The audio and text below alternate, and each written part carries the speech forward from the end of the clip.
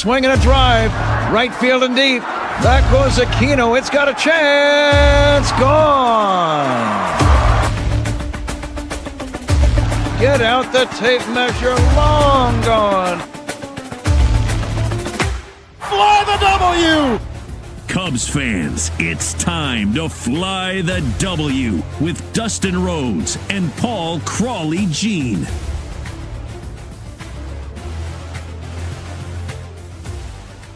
All right, Crawley, Season 4, Episode 62, the Cubs 2025 Autopsy Part 2. This is the Players Edition, Crawley, and you're listening to the Fly the W podcast. We are part of the Blue Wire Network. Don't forget to listen, download, subscribe. Most importantly, review our podcast. Follow on all the socials. I'm at Mullion on X. And you can follow me at Crawley's Cubs on X, Blue Sky, and TikTok. Crawley's Clubhouse on Facebook, Instagram, YouTube, and Threads. You can email us at crawleysclubhouse@gmail.com. Well, before we get to the Autopsy Part 2, Crawley, we do have a World Series. The Blue Jays get a big 3-run home run from George Springer in the 7th inning, and it will be Blue Jays-Dodgers starting in Toronto on Friday night. I'm going to be honest. I was pulling for the Mariners, but hey, you know what? As long as the Blue Jays beat the Dodgers, I'll be okay with it. But for all the people that thought baseball was dead, I think that they have really created a really good product, and this postseason has been a lot of fun. It has been a lot of fun. We'll get to more of that as we go through the podcast. But right now we are continuing to go through Jed Hoyer's press conference, which was a week ago tomorrow. That was 1 week ago tomorrow. And we're going to go through a couple more sound bites and give our thoughts and opinions on that. Yeah, as we talked about last time, Jed was talking about his comments on the team, the season, evaluated Craig and the coaching staff and the Cubs postseason run. But today we're going to look at some of those players that he brought up. And it was interesting because, there was a lot of really good stories going on here. Now, the one person we're not going to discuss because he's going to take a little more time is Kyle Tucker. And you already hear, Dustin, that the Dodgers are sniffing around. Dodgers are in on Kyle Tucker. Okay. All right. Right. All right. So we'll get to that long off season. But, one of the first people that, you got to talk about that Jed mentioned and just an unbelievable season was Pete Crow Armstrong. Here is Jed Hoyer on PCA. In totality, a great year, going 30-30 and driving in almost 100 runs. And, obviously the shape of that year, and I think he was so good early on, and then he struggled. And this is his first full season, and that's something I talked to Pete a lot about during the course of the year, that this is the first time he's gone through the entire season. He obviously plays really hard, and is kind of the backbone of our defense. And so there could have been some fatigue there that set in, and I do think that going forward, I think he's gonna have to shrink his strike zone, and he's gonna have to focus on those things. But I think he will. He's still 23 years old. He's still learning.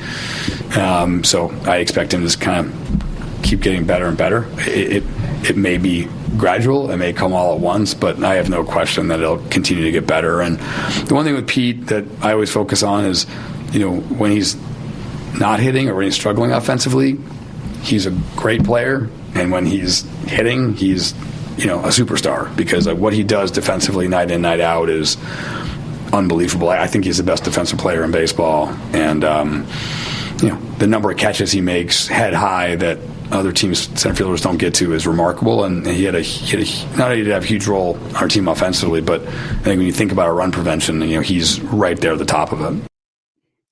Yeah, I would agree with Jed. He, to me, is the best defensive player in baseball, Dustin. And when you look at PCA, Jed mentioned it, right? He got a cup of coffee in 2023, right? 13 games. And then in 2024, he started the season, but then he was sent down to Iowa, right? But he played 123 games with the big club. But 2025 was the first full season in the bigs. How many games do you think he played this year? 159. 157 games. Okay. Right. Out of 162. I mean, I knew it wasn't 162, but I thought it was Thought it was close. Right. There were a couple more at Wrigley now that you give me the number that I do remember now, because Craig was very big on we weren't going to sit him at Wrigley, if we didn't have to. So, but they ended up having to. Right. The first half defied anyone's expectations. Dustin, the first half, you heard the chance of MVP. I think hopefully we learned that we don't do that until the end. Maybe MVP. Let's wait till the end of the year to do that. But before the All-Star game, he slashed 265, 302, 544, had 99 hits, 21 doubles, 4 triples, 25 home runs, 71 runs batted in, and he stole 27 bases. Now, he does, after the All-Star game, he slashed 216, 262, 372, 47 hits, 16 doubles, no triples, 6 homers, 24 runs batted in, and only 8 stolen bases. August was a disaster. He slashed 160, 216, 230, his worst month of the season. Now, do you think at that point, Crawley, is he just pooped, or have the pitchers come around on him? Any guess or speculation on why August was so bad? I think the dog days does get to him a little bit. And, when we look at how Pete started out, remember he was batting like 6'7", 7'8", right around there. Yep. And then as he started to play better and better and better and better, he got moved up in the order. And I wonder if that kind of put some pressure on him. I wonder if he kind of got out of his swing a little bit. Okay. That's good. That's a good thought. That's a good reason why that might have happened the way it did. Yep. Right. And so I don't know if Dustin Kelly, I know John Maley worked with him a lot. I'd be curious to see what those guys had to say. But Dustin, regardless of the second half, he's the first Cub player since Sammy Sosa to hit 30 home runs, 30 stolen bases. The first franchise player, 30 doubles, 30 home runs, and 30 stolen bases. And then, as Jed mentioned, his defense was outstanding. If you look at outs above average, Pete was worth 24 outs above average, most in all of baseball. He was worth 15 defensive runs saved, second only to Boston center fielder Ceddanne Raphael. I mean, you could really argue that he deserves the platinum glove for the best defensive player in the National League. I think that's what Jed was alluding to there. I guess, Dustin, the question then next year, kind of what we were talking about, what kind of numbers do you expect from him offensively? I mean, is 30 home runs a huge ask again, or do you think maybe more consistent numbers but less power? Where would probably you bet? More consistent, less power? I'm guessing we may have seen the high water mark in his career for home runs, and I think he would actually probably be okay with that. But then before we get on to the next cut, I think we need to talk quickly or a little bit. Bruce Levine has had multiple reports about contracts that he has turned down. At one point, it was in the high 70s. Now Bruce is saying that they got up into the 90s, and the PCA turned down a $90 million contract. Now, we don't have the years. We don't have how many years was associated with that. But boy, I wonder if he's going to regret, because if they were back at the negotiating tables, I'm guessing that number is in the low 7s. It's not in the 8s, and it's not in the 9s after his second half. Yeah, I mean, it's tough, and I think so. When you're talking about his service time and all that stuff, he still has time to turn it around, right? To be a more consistent player, a better player, as he gets to know the pitchers, as he gets more familiar with being a full-time year-round player. He may get better, and one of the things that these guys do sometimes is bet on themselves. And so I think that's what Pete's doing. And right. I'm just saying as every right, of course, just with the uncertainty of what's going on with the future economics of baseball, right? I mean, there's a lot of uncertainty, and there might be a salary cap, that the rules might be different about service time to what you were just speaking to. Lots could change, but if you would have signed for $90 million, that doesn't change. $90 million is $90 million, right? If you sign a contract for $90 million, they're on the hook for $90 million no matter what you do. Right. And what we're going to talk about as we move forward is any contract that's signed. Let's say he signs this next year coming up, the 26 year, that'll be grandfather claused into the previous terms, right? So that Correct. Wouldn't count against a salary cap or anything like that. Right. So I don't think he's in any big hurry. It'll be interesting to see what happens, but again, he's a confident guy. We know that. And so I would say that, no doubt about that. He is confident. He's a hard worker too. So I think he's going to bet on himself. And so I think 90 million. I think he believes that he's going to be a better player and he's going to be worth more than what $90 million is, right? Like, take a look at what Ronald Acuna signed. He signed his deal's laughable almost when you think about what a steal the Braves are getting on that.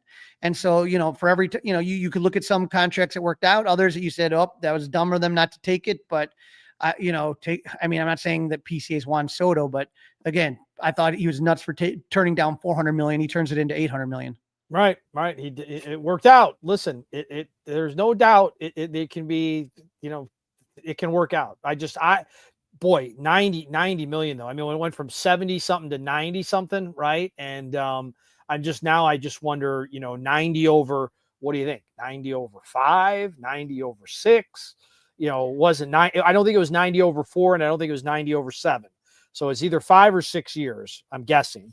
Obviously, I don't know, just sort of somewhat of an educated guess, depending on who you ask. You'd probably have to take a look at his service time because they're going to want to buy out his arbitration eligible years and all that stuff. But I mean, to me, 90 million, if Pete can be what we think he can be, is on the low end, in my opinion. Okay. And so I think he was smart not to take it. But again, weird things happen in baseball and you never know. You never know. All right, next piece of audio. Which player are we talking about next, Crawley? Shota Imanaga. Here we go. We signed Shota. He sort of shown us his production over the last 2 years. He would have taken that in a heartbeat. So not only has he produced for us, but he's just a great teammate, terrific asset to the organization. Obviously we have decisions to make and we have discussions to make, and we over the next 2 or 3 weeks we'll do that. But I've got nothing but positive things to say about Shota. So, okay, fair to say, Dustin, that Shota has outperformed expectations in his first couple of years with the Cubs, right? Like when we first got Shota, when Shota was first signed, we didn't expect him to have the year that he did last year. Cy Young candidate, in the Cy Young discussion, Rookie of the Year discussion, all that stuff. Fair to say he outperformed it, right? But there's still concerns. Mm-hmm. And the word before, when he signed, was he gave up the home run ball a lot. And we saw it a little bit in the first season, but not that bad. But we did see it more this year. But Dustin, just another head scratcher. If you look at the pre versus post All-Star game, now remember that there are more games before the All-Star game than after. It's not a dead. It's 50, not the mid. It's not exactly the midpoint, right? No, but because of Shota's injury to his lower body in early May, he missed some time. So pre All-Star game, he pitched 68 innings. Post All-Star game, he pitched 76 innings and 2/3 innings. So pre All-Star game, he gave up 47 hits. Post All-Star game, okay. Pre All-Star he gave up post All-Star 40. Pre All-Star 11 runs. Post All-Star game he gave 20 home league all game. The end of the season was a complete train wreck. September was a disaster. He had a 6.51 ERA, gave up 20 earned runs and 10 home runs. He gave up a key home run to Manny Machado in the wild card series, a key 3-run home run to Andrew Vaughn in the division series. That was the last game he pitched in the postseason. Craig wouldn't hand him the ball in game 5. That was it. And so Shota allowed 23 home runs in his last 14 games. Now, Dustin, here's where it gets complicated. Shota's contract is written with a club option that would pay Imanaga $57 million over 3 years. So the Cubs have to make a decision this off season. Are they going to pay him that $57 million? It's $20 million in 2026 and 2027 and $17 million in 2028. Okay. Now let's say they say, no, we don't want to do that. We're not going to pick up that option. Imanaga has the ability to trigger a player option for $15 million in 2026. Then the Cubs would be able to come back to add 2 years and $42 million onto the deal for 2027 and 2028. Or he would have another player option worth $15 million. So this is complicated, but speaking of it right here, if the Cubs exercise their option, it's about $19 million annual average value over 3 years. And so Imanaga would be tied with Chris Sale of the Braves as the 25th highest paid starting pitcher. That's not ridiculous there. Mm-hmm. And so I think when you talk about, but if Shota wants to, he could also test the free agent market. If the Cubs don't pick it up, and Shota doesn't pick up the player option, he could go into free agency. But I think it's hard because he gave up home runs. It's what he does, but it was just the amount of home runs at the very end and the amount of people on base when he gave up those home runs, right? Most of the time last year, we saw him give up solo home runs. But when you saw what happened this year, Dustin, with pitching, and you lost Cade Horton at the end. Justin Steele went down. Jed always talks about not having enough pitching. I have a hard time seeing the Cubs. When you're talking about 25th highest paid starting pitcher, is that does that seem unrealistic to you? No. That's about what you'd pay him. I think the Cubs got a good deal on Chris Sale, or the Braves did. I'm sorry, but I think 25th is about right. So I think that picking up that option, it's not as much of a no-brainer as it was before September, but I still think it's not something they're worried about. Yeah, we'll see. I mean, we also have to see what, who's out there, who's available, all that kind of stuff, right? Yeah, those are all things that are going to be there, but you got the guy in-house, who he is, you got the interpreter, you got all these things. I think he's been a great asset to the team. I just, maybe it had something to do with his leg injuries, right? That he ended up starting to struggle a little bit, losing a little bit of velocity and stuff like that. There's a lot of questions you might have about it. I don't know. Yep. Another big story this year was Matt Shaw. The rookie was handed the keys to the third base job before opening day. Here's here's Jed on Matt Shaw. Overall, I think had a really good season. The shape of that season, I think he played well early on after the injury in spring training, and then obviously struggled. We sent him down, we brought him back up, and I think when you look at what he did in the second half, it was really impressive. I think that the most recent thing we just saw was the postseason, and he struggled a bit, but I think, as I said earlier, I think focusing on those 8 games and knowing that the kind of stuff and velocity he was facing every single night, I think that when you're in the postseason, there are guys that are locked in and they feel great about everything offensively that perform really well. But I think if you're struggling with anything and then you're facing the kind of stuff that he was facing, I think it was a challenge for him. But overall, like in totality,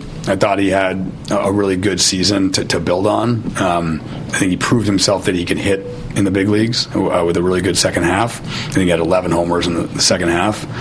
And I think defensively, he really candidly surprised us. I think that was, an area that we didn't know how it was going to go for him. He was playing largely a new position, and he's doing it in the big leagues, and he was exceptional. I think his defense was fantastic. I think when you look at the numbers on his defense, it bears that out, and he was a big part of our run prevention as well. So I think in aggregate, I think Matt had a really good year, and it's something to build on, but he's going to be a really good Cub for a long time. Dustin, we talked about this at the beginning of the season, how they gave him the job. He got injured in spring training, and then he gets kind of rushed back. He goes to Japan. Remember, they had they were facing just a lot of tough pitchers at the beginning of the year. And so he gets sent down in the middle of April. To his credit, he worked on some things, was back with the club in the middle of May, and stayed there for the rest of the season. He finished with a slash line of 226, 295, 394, 21 doubles, 14 homers, and 17 stolen bases. Now, before the All-Star game, he slashed 198, 276, 280. After he slashed 258, 317, 522. And you heard Jed say, he hit 11 home runs in the second half out of the 14 homers that he had. And so I don't think there was ever a question of whether he could hit or not. I think the question was the glove, and he's a Gold Glove finalist. He's not going to win it, but just the fact that he's even in that conversation, pretty impressive. Very impressive. And I just here's where it gets complicated though, Dustin, is that if you've been listening to and reading the tea leaves, there's a lot of buzz surrounding what the Cubs may do in the off season at third base. Alex Bregman has opted out of his deal. We know that he was once kind of tied to the Cubs there. There was a Japanese infielder, Kasuma Okamoto, who it doesn't look like he's going to get posted by the Giants. But if he did, people thought that would be a good fit for the Cubs. And so you're saying to yourself, well, wait a sec, if they're going to upgrade the third base, what would that mean to Matt Shaw, right? And that could mean, just another year in Iowa to develop hitting. I don't know if there's going to be a lot he can get out of it. He could also be a utility player, giving people more rest, letting Dansby get more rest, letting Nico get more rest, being able to continue to play a little bit of third for whoever they would get. We're going to talk in later episodes about this idea of what this Cubs core is going to look like after the 2026 season, because there's not a lot of guys that are under contract in the 2026 season. So Nico Horner is one of those guys. And to me, Nico, we talked about as far as, MVPs for this Cubs team, Nico's up there, but his contract's done after the 2026 season. Do you extend him? Or do you are you done with them and then move Matt Shaw into second, which is more of his natural position, and get more of a power hitting third baseman? So these are all questions that are coming up there. But I think it was a pretty good season for Matt Shaw. I wish, like I've talked about many times on this podcast, they would have gone a different route though, rather than have him start out and struggle and try to kind of figure this out. Because to me, this was your one and done year with Kyle Tucker. And I thought that was a position they could have added, and they could have had, maybe next year him and Alex Bregman can platoon, Crawley. I don't think if you're signing Alex Bregman, it's not to platoon. So we're going to be in some trouble. Well, I mean, Bregman could be the third baseman / DH.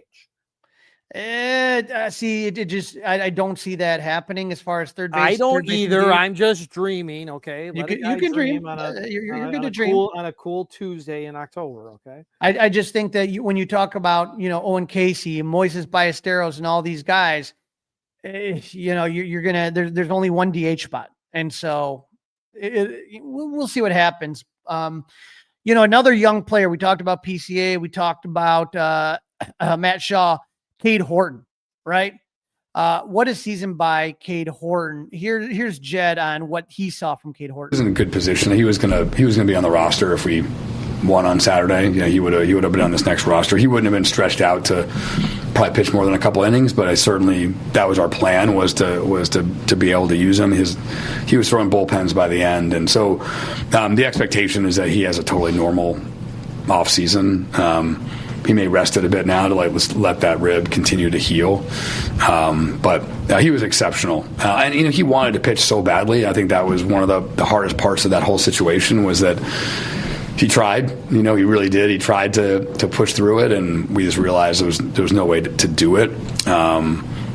He was incredible in the second half. I just felt like start to start, watching him evolve as a pitcher.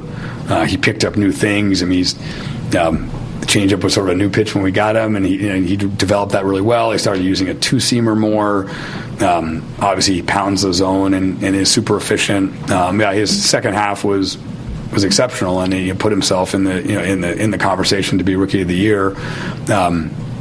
Given how much of a competitor he is, I was sad for him that he didn't get a pitch in the postseason, and I know that's going to be his number one goal, going forward. But just a great development year. Great job by Cade. Great job by the coaching staff with him, and just excited for things going forward. And I expect he'll have a completely normal offseason. All right. So Shota Imanaga goes on the IL after his May 4th start, and Cade gets called up in New York. He started out okay, had a couple bad starts at the end of June against Seattle and especially against Houston. But after the calendar flipped to July, Dustin, he was otherworldly. I mean, it was arguably one of the best. Arguably, he might be even been the best pitcher in baseball, right? He was 8-1 with an MLB low 1.03 ERA in 12 starts, 51 strikeouts to 15 walks. And as Jed kind of alluded to in that clip, Dustin, every start he just got better and better and better. To me, one of the highlights of the season was watching him outduel Paul Skeens. Again, when they played against Pittsburgh. Well, they did, that happened a couple times, right? They faced off a couple times. Yeah, and I thought he held his own. I thought he looked great, but last time I'll pitch him the one time Friday at Wrigley, I thought. Yeah, I thought that one time, I think it was in Pittsburgh, it was just that was the second time. Yep. Yeah. Yep. To me, unfortunately, his season came to an end after he was pulled from the last start against the Mets, scratched against the wild card in division series with a fractured rib. But Dustin, last year when he got promoted early up into AAA in May, he wasn't there long and he had a shoulder strain issue. He was out and then he came back in August. Then he was shut down right after that. And so he just made 5 starts with the I Cubs and threw 34 and a third innings across AA and AAA. But as you heard Jed say, he's going to have a normal offseason, right? A little rest for the ribs, but it's going to heal.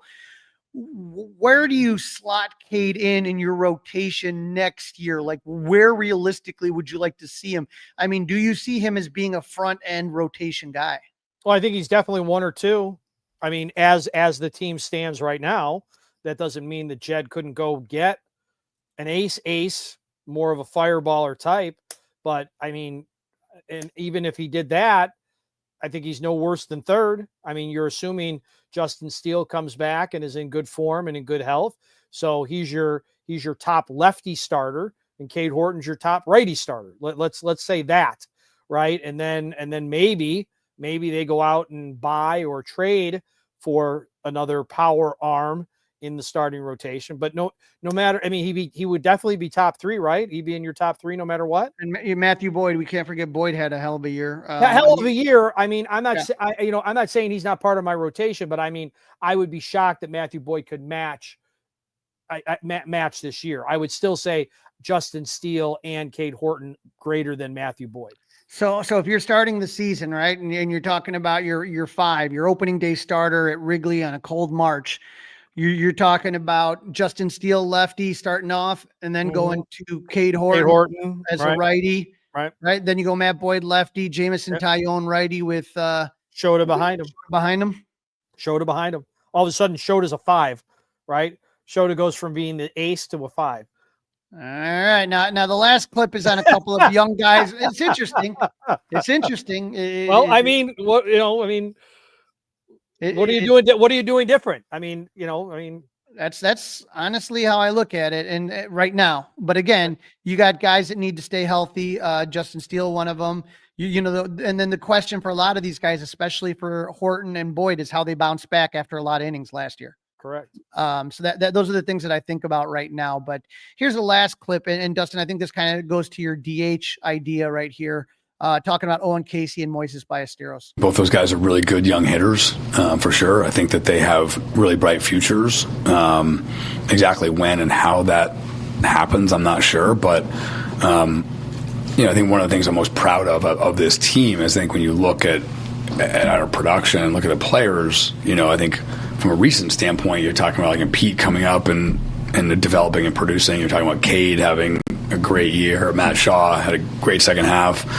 But even, even Nico, like I think he played his best baseball in the second half, but we've seen, the time has taken, to get there. He's a homegrown player. I think that's the lifeblood of baseball today. You have to have, good young players. I think those are the guys that have real upside that can surprise you and have great years even beyond projections. And so I consider Moises and Owen in that group, and I think, like I said, I think their futures are really bright. I'm the only thing that frustrates me, Dustin, is when you knew that Kyle Tucker had the injury, to his hand. The fact that you didn't want to, and I know you've mentioned this, that maybe the agent or the player had something to do with it as far as Kyle Tucker is concerned. But I would have loved to have seen what Owen Casey would have done in a couple weeks stretch while Kyle Tucker was resting that hand. Well, I don't disagree with that at all. I would have liked to have seen that too. Right, but were there other people involved? I guess who was behind the decision? Right, in my opinion, there were. Right, yeah. Right. If it was an opinion, player, it's just an opinion. It's not a fact. I'm not reporting that. I've heard that or anything like that. It's just what I think. Right. So I think all in all, I was frustrated that I would have loved to have seen both Moises and Owen get a lot more chances, a lot more opportunities. And I think that might have really helped out, Kyle, as far as getting better and being rested for the postseason, which is when the Cubs really need him. We're going to talk about, stars being stars in the postseason. Kyle Tucker wasn't a star. And that's why the Cubs are in Cancun, to take Big Papi's term, right? The Cubs lose. The Cubs lose. More Big Papi for you there.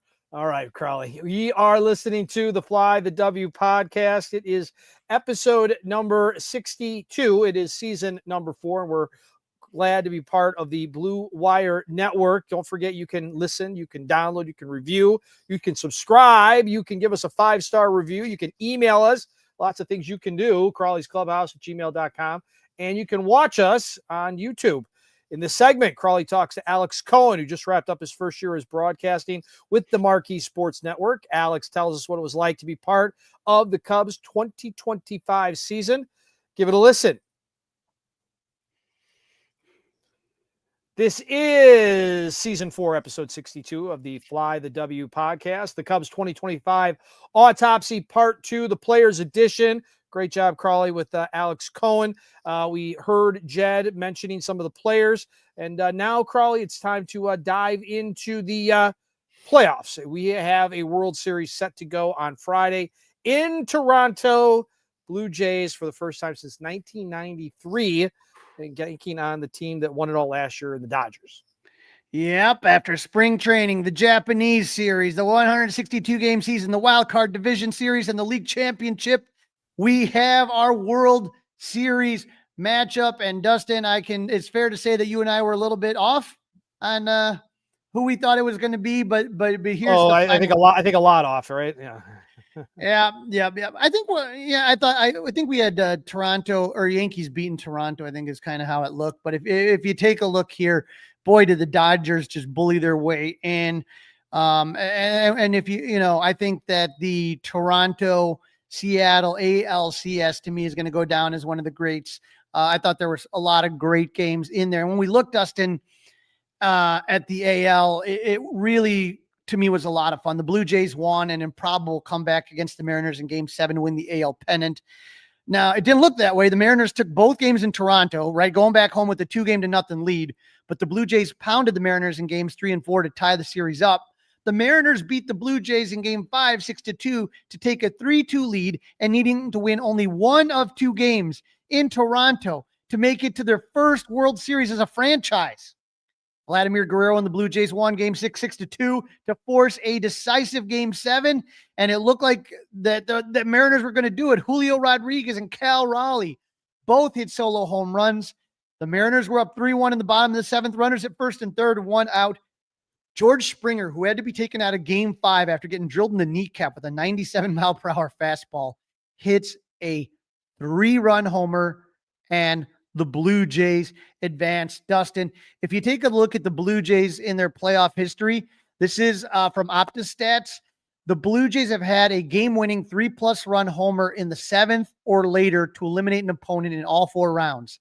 1993 World Series. I was talking to my friend Lucelle about this one. Joe Carter. Remember that one? Mm-hmm. Former Cub Joe Carter, Rick Sutcliffe deal. 2015 ALDS Bautista. Remember that one? The epic bat toss. 2016 AL wild card, Encarnacion had one, and now ALCS George Springer. No other team has had more than one such home run at home in their entire history. They've done it 4 times, hitting a 3+ run home run in the 7th or later to eliminate an opponent. That is mind-blowing. Yeah. For the Mariners, it'll be the 48th World Series since the Mariners began in 1977. No other MLB, NBA, NFL, or NHL franchise has gone that long to begin its history without reaching the championship round while remaining in the same city. Well, the Seahawks won though last night, Crawley, so everything was okay. I got to tell you, like I said, I liked both teams. I love Vladito. Both good story. There's good storylines on both sides of the American League side. Yeah. Right. And I loved Cal Raleigh. I love Julio Rodriguez. And I think maybe just the guy that likes to root in the underdog. I really wanted to see the Mariners in the World Series. But either way, I am going Team AL on this one all the way. But Dustin, when it took the Blue Jays the maximum number of games to get past the Mariners, it took the Dodgers a minimum number of games to get past the Brewers. Blake Snell, Game 1, 8 shutout innings. Yoshinobu Yamamoto, 1 run in 9 innings in Game 2. Tyler Glasnow, it looks less impressive, 5 2/3 innings of 1-run ball. But Dustin, you've seen in these playoffs how quick these guys get pulled. I mean, he almost went 6 innings, Glasnow, and that was seen as kind of like meh. And then, Dustin, we have to talk about Game 4.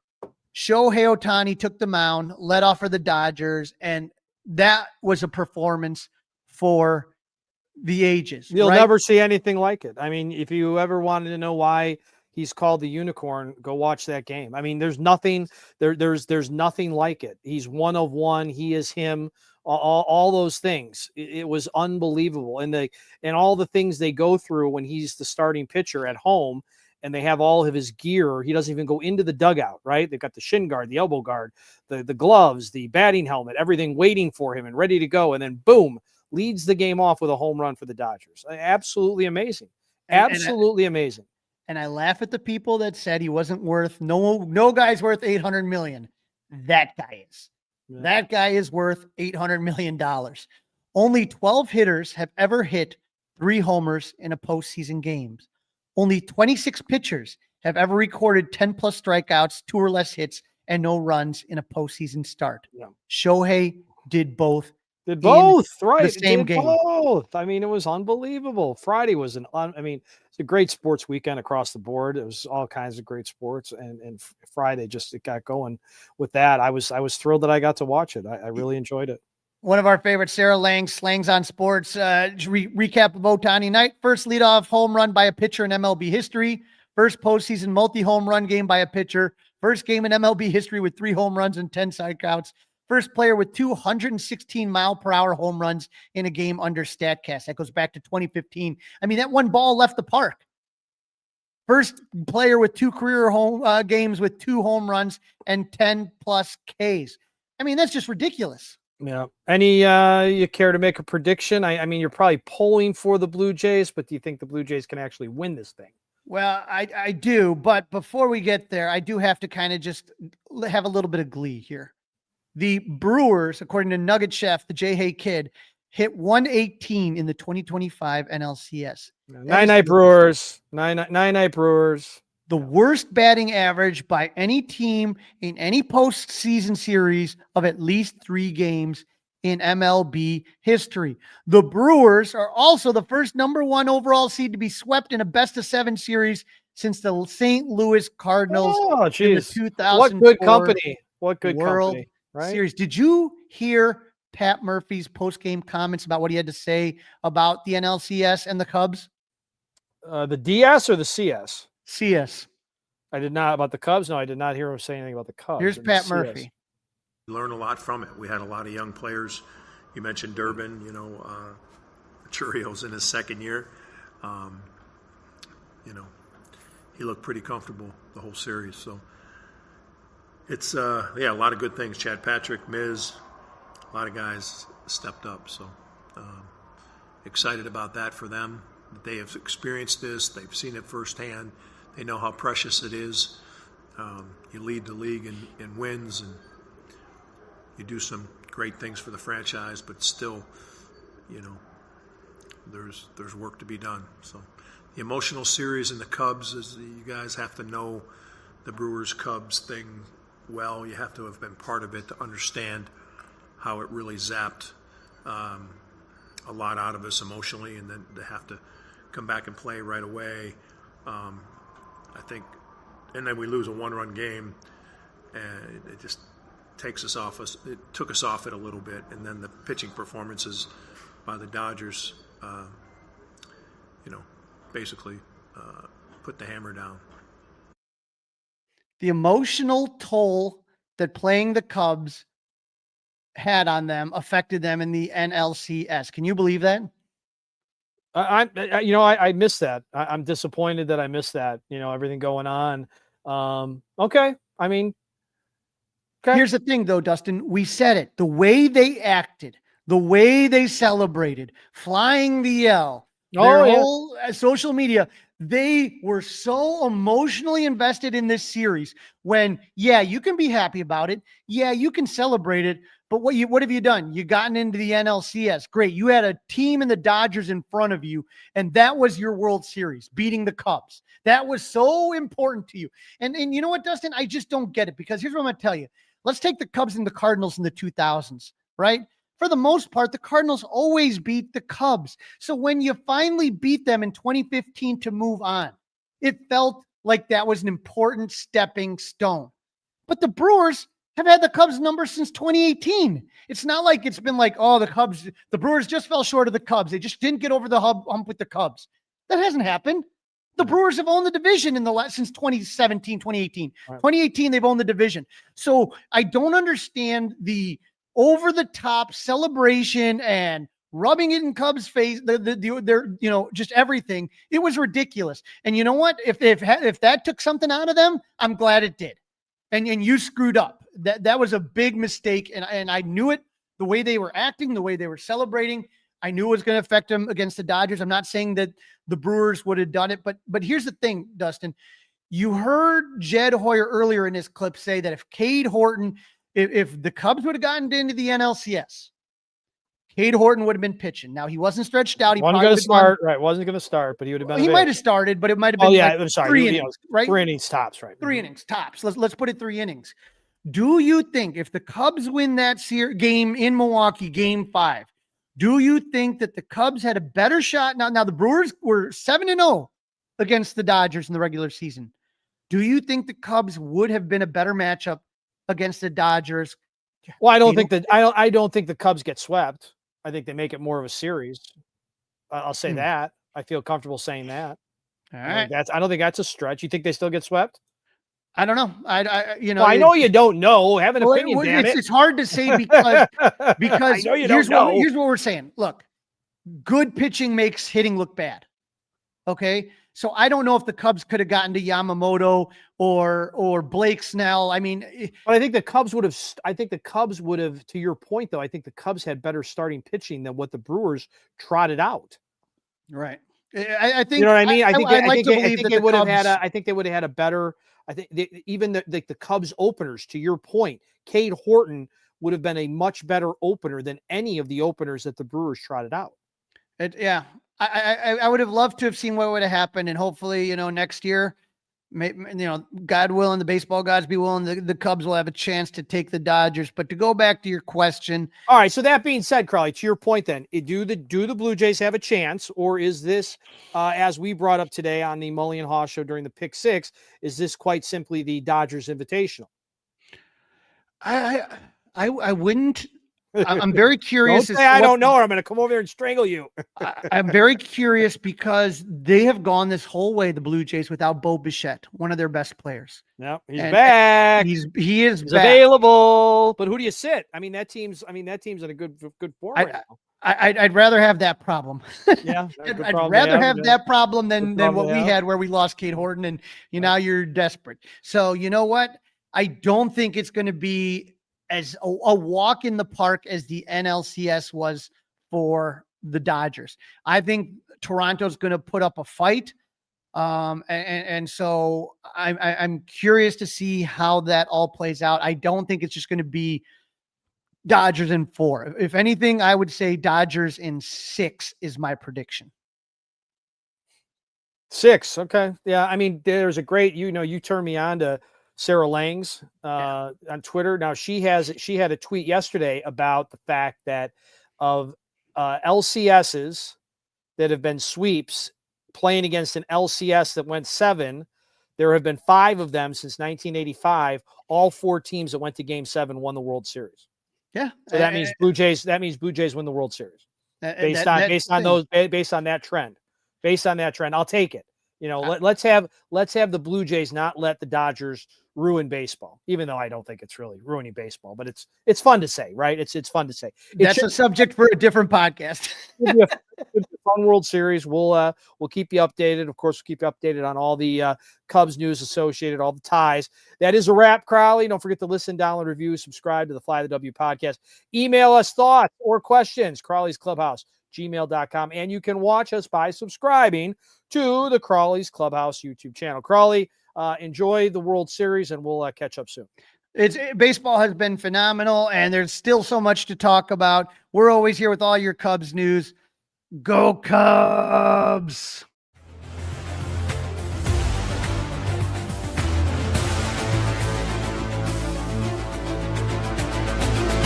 It's all over.